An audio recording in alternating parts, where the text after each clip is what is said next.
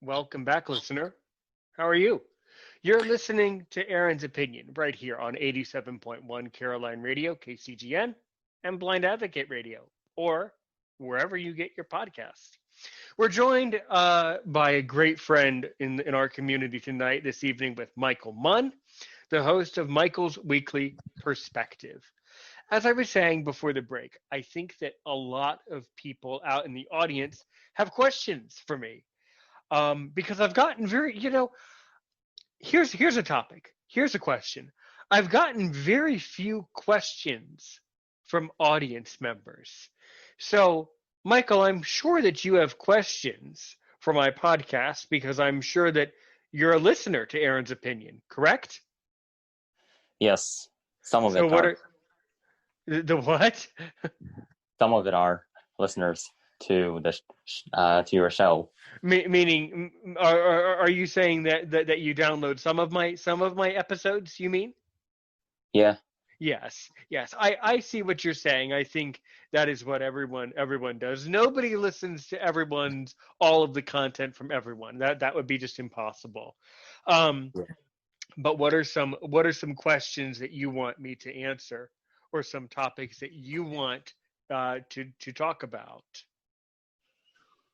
Let me think. Sure. Topic that I want you to talk about. Oh,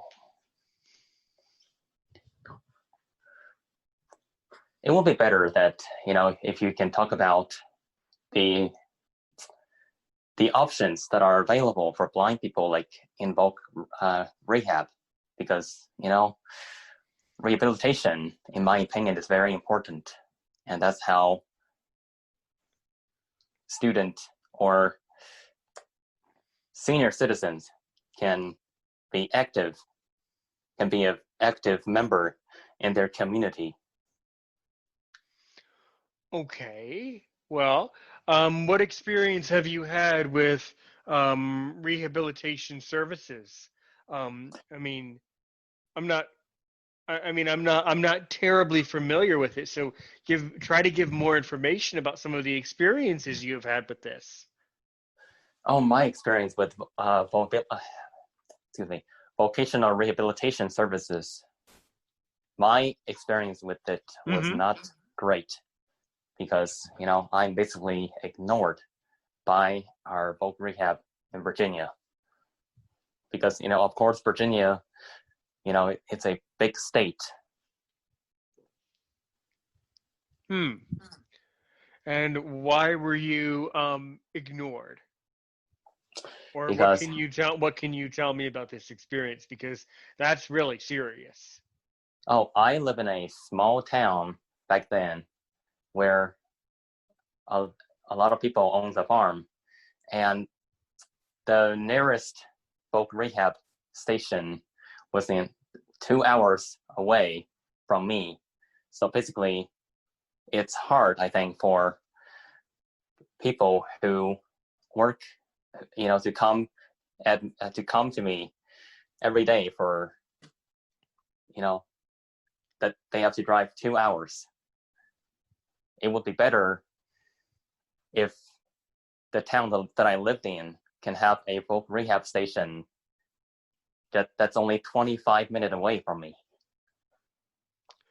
Right, right. But the trouble is that when you live in America, things are very, very, very spread out. Yes. So this is quite a common problem. Yeah, it is a problem for us blind, you know, uh, Americans to go anywhere without, that we can drive. Right, but I think I do have an opinion about it, which is that I think that blind people need to be able to live really anywhere in the country and still live a productive life. That's Yeah, that's what I think. I don't totally. think I don't think it's possible. In fact, it's not possible for all of the blind people to, let's say, live in Baltimore because that's where the NFB headquarters is. Well, that would just not be possible. It's not possible for all of the blind people to live in one city. Yeah. So what needs to happen is that when blind people live out in a smaller town, they still need to be receiving the rehab service, regardless. So Yes, definitely, yes. definitely. Have you seen any improvement in this now that you're living in Georgia? I haven't registered for the voc rehab yet, so I'm in the process of doing so. Okay. And so what voc rehab do you want to do? What do you hope to gain from the system or from the from the system? Mm-hmm.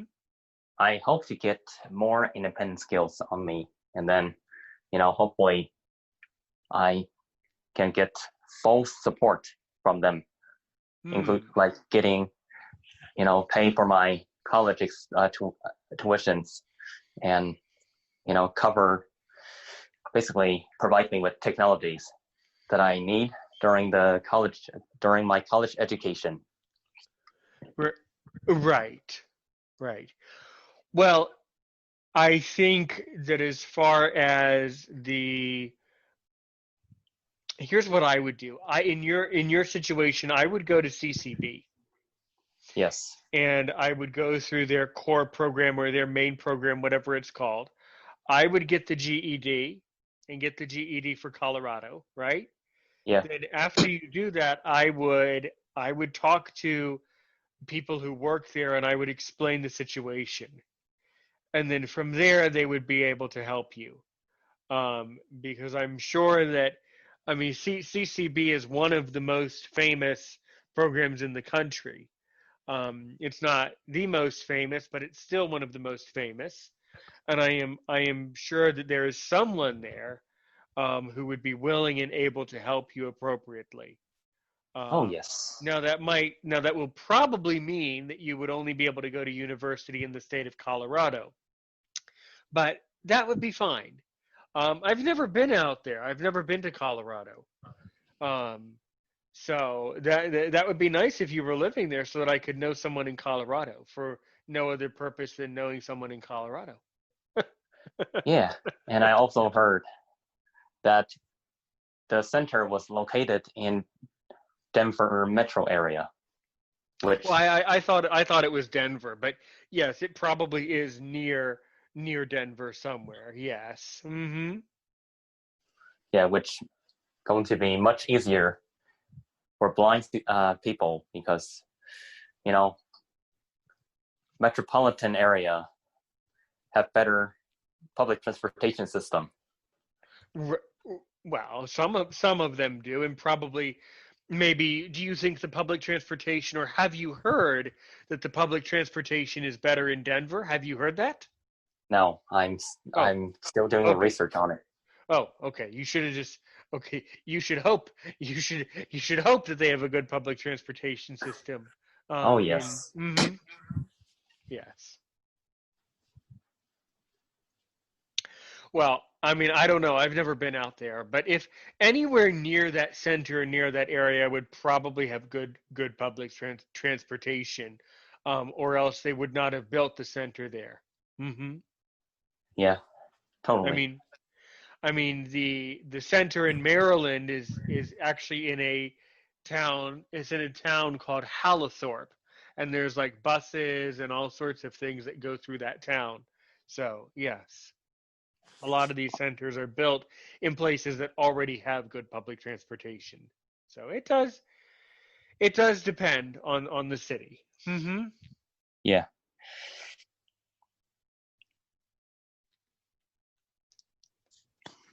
Yeah, that makes sense. And have you been to Colorado before? No, this will be the first time of me visiting Colorado. Great. So when were you accepted into this program? No, I'm still, in process of doing it. I'm hoping to, go to the center during the fall and get a GED.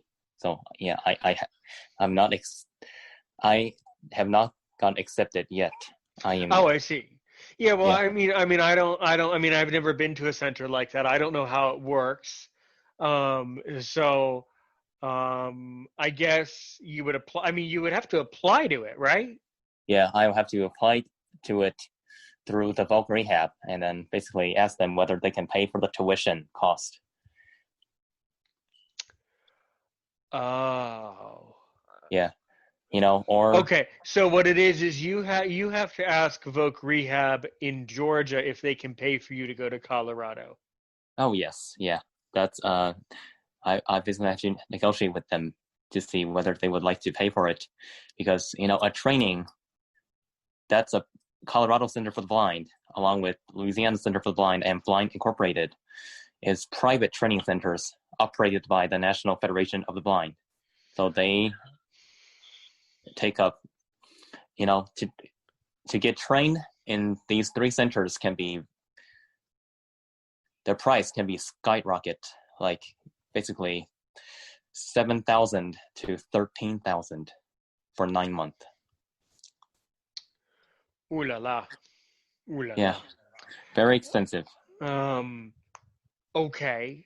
Well, that's good to know. Good to know. Well, it's not a matter of asking them if they want to pay for this training. It's a matter of you successfully advocating for yourself and explaining the situation. Much of or some of it, obviously, I'm not going to say on the air because I know what's going on. But Yes. you know, you have an outstanding situation, and you're also an exceptional person who would be a great student there in Colorado and who would listen and who would appreciate a GED and appreciate the value that would give you and the doors that would open to you. So it's not a matter of if they want to send you, you need to make sure that they send you, that they give you, that they allocate the funding for you to participate in CCB or Blind Inc. or a program such as that. And I would say, and this is only my opinion, you should be speaking to someone at NFB or in Baltimore, or at very least, you should be speaking to someone at NFB Georgia about this Yes. to make sure to I mean, with these types of rehab organizations. I mean, we've talked about it on and off the air. You know me fairly well, Michael. Actually, you know me better than really any of my other guests, and you have to really with these rehab organizations, if you want to be able to go to CCB or Blind Ink, you're gonna have to stick to this like honey on baklava. You can't just you have to make sure you're on their case and stick to this like honey on baklava, as I say, because it's definitely beneficial for you. I would say. And I don't always say that. I don't always say that it's beneficial to go to a training center. I mean, it's certainly not for every blind person, but I think in your situation, and and especially with your situation recently, right now, within the past couple of weeks,